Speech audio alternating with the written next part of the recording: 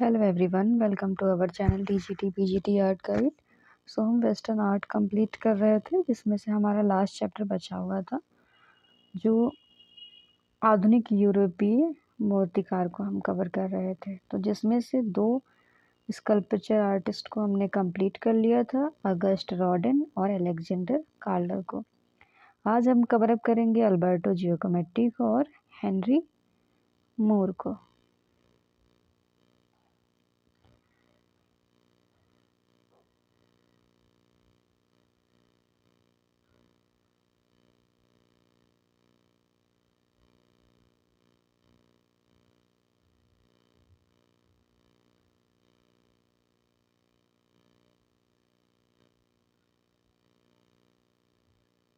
यह है अल्बर्टो जियोकोमेट्टी।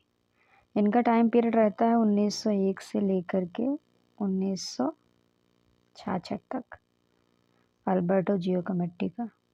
और ये स्विस मूर्तिकार है। इनका स्विट्जरलैंड में जन्म हुआ था। किस किस विधा में ये पारंगत थे? तो चित्रकार, ड्राफ्टमैन, प्रिंट मेकर। मूर्तिकार, चित्रकार, ड्राफ्टमैन तथा प्रिंट मेकर थे। जियोकोमेट्री का जन्म है 10 अक्टूबर 1901 को स्विट्जरलैंड के बोर्गोनाओ में हुआ था। देन जियोकोमेट्टी ने Geneva school of fine art में दाखिला लिया और अपनी कला की शिक्षा वहीं से पूर्ण किया। देन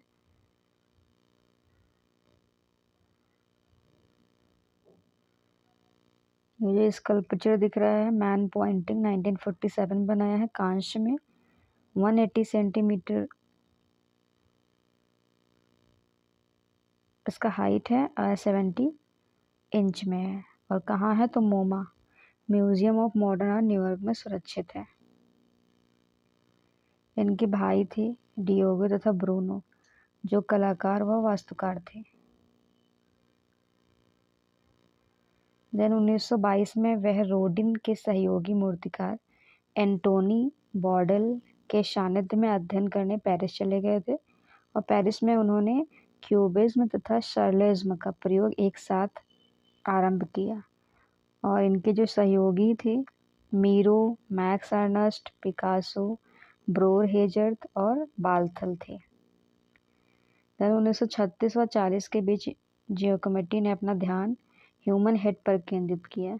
इसके लिए अपनी बहन, जो स्वयं कलाकार थी, इसाबेल रावसथॉर्न को अपना मॉडल बनाया था।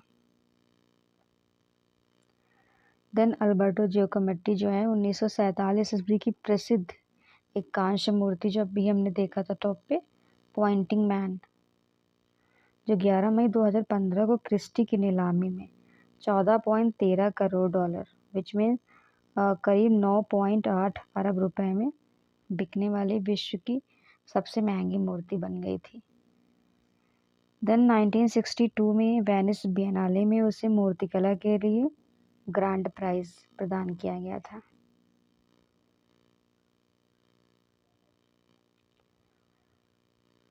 अब इनके जो कुछ मूर्ति शिल्प हैं, Cat 1954 Metropolitan Museum of Art, the Walking Man 1961 में बनाया ब्रॉन्ज में, पॉइंटिंग मैन जो 1947 में ब्रॉन्ज में। मोस्ट इम्पॉर्टेंट यही पेंटिंग है पॉइंट मैन, जो मोमा में संग्रहित है।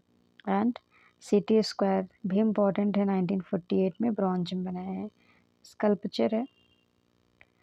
देन हमारे नेक्स्ट पेंटर आ जाते हैं हेनरी मूर। मोस्ट इम्पॉर्टेंट कलाकार ये भी हैं, एग्जामिनेशन में इनके बारे में बहुत पूछा भी गया है। तो ये इनका पूरा नाम क्या है? हेनरी स्पेंसर मूर। ये एक ब्रिटिश मूर्तिकार थे।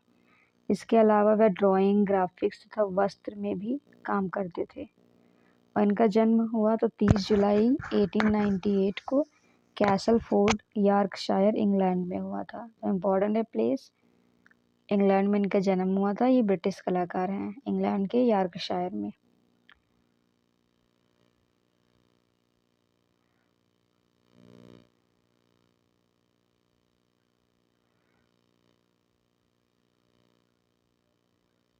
जो पेंटिंग दिख रही है वेस्ट विंड, 1928 से 29 के बीच बनाया है, पोर्टलैंड स्टोन में। और संग्रह कहाँ? तो 5 ब्रॉडवे बिल्डिंग लंदन में।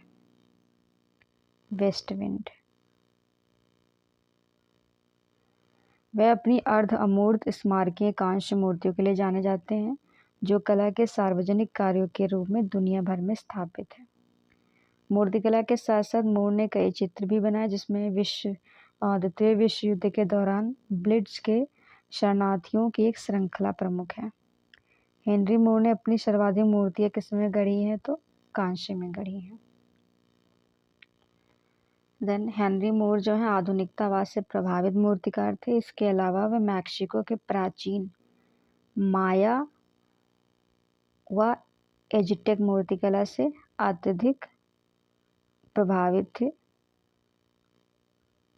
ये क्वेश्चन पूछा भी गया है कि जो हेनरी मूर हैं कहाँ की कला से प्रभावित थे तो मैक्सिको की प्राचीन कला माया व एज़टेक मूर्तिकला से प्रभावित थे। इनके विषय क्या रहे हैं तो माँ और बच्चे को लेकर इनका सब्जेक्ट रहा है। वह माइकल एंजेलो की उपलब्धियों को सुनने के बाद 11 साल की उम्र में मूर्तिकार बनने का निर्णय लिया। 18 वर्ष की उम्र में मूर सेना में स्वेच्छा से भर्ती हो गए थे और 1917 में गैस हमले में वे घायल भी हो गए थे। महायुद्ध के बाद मूर ने अपनी शिक्षा जारी रखने के लिए पूर्व सैनिक से आर्थिक सहयोग मिला और 1919 में वह लीड्स स्कूल ऑफ आर्ट में दाखिल हुए। कॉलेज के सहपाठी के रूप में उन्हें बारबरा हेपवर्थ मिले जो आगे चलकर एक ब्रिटिश मूर्तिकार बने। 1921 में मूर ने लंदन के रॉयल कॉलेज ऑफ आर्ट से छात्रवृत्ति प्राप्त की और लंदन में रहते हुए उन्होंने विक्टोरिया एंड अल्बर्ट संग्रहालय और ब्रिटिश संग्रहालय में नृवंश विज्ञान संग्रह का अध्ययन करते हुए आदिम कला और मूर्तिकला के अपने ज्ञान को बढ़ाया। आरंभ में मूर ने रोमांटिक विक्टोरियन शैली का अनुसरण किया, बाद में प्रिमिटिज्म से परिचित हुए और कॉन्स्टेंटिन ब्रैंकुसी, जैकब एप्स्टीन, हेनरी गॉडियर, ब्रिजेस्का और फ्रैंक डॉब्सन जैसे मूर्तिकारों के प्रभाव में प्रत्यक्ष नक्काशी विधि का अनुसरण किया। डर्वेटवुड रॉयल कॉलेज में मूर्तिकला के प्रोफेसर के सानिध्य में एक अभ्यास के दौरान उसने पहली बार प्लास्टर में रिलीफ मॉडलिंग करके वर्जिन एंड चाइल्ड का निर्माण किया। बाद में उसे इसने संगमरमर से भी निर्मित किया।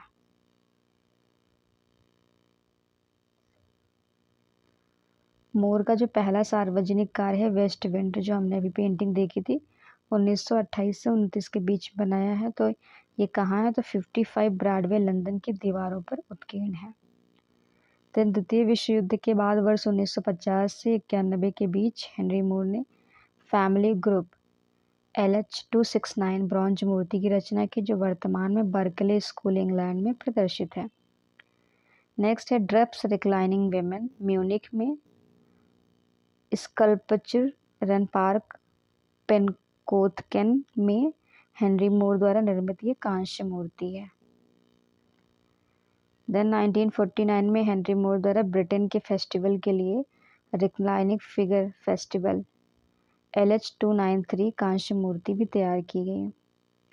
1958 में वर्ल्ड हेरिटेज सेंटर में स्थापित यूनेस्को रिक्लाइनिंग फिगर हेनरी मूर की अंतिम स्मारकीय रचना थी। तो इनकी अंतिम स्मारकीय रचना कौन थी? UNESCO reclining figure.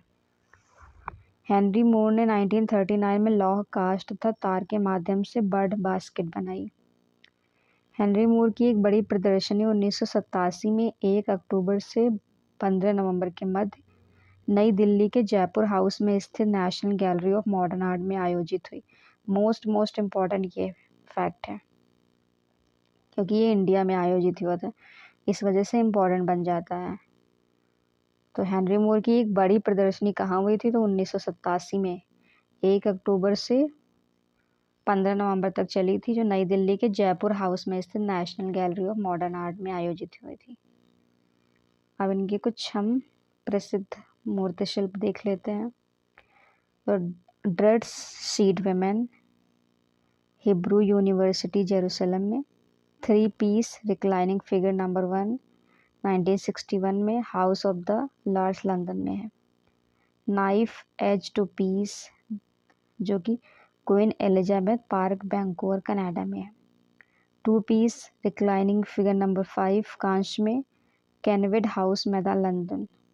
परमाणु ऊर्जा शिकागो विश्वविद्यालय।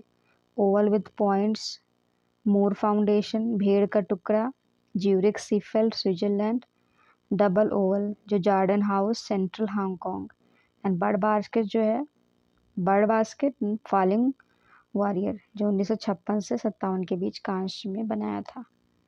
सो हमने 2 पेंटर को कंप्लीट कर लिया है।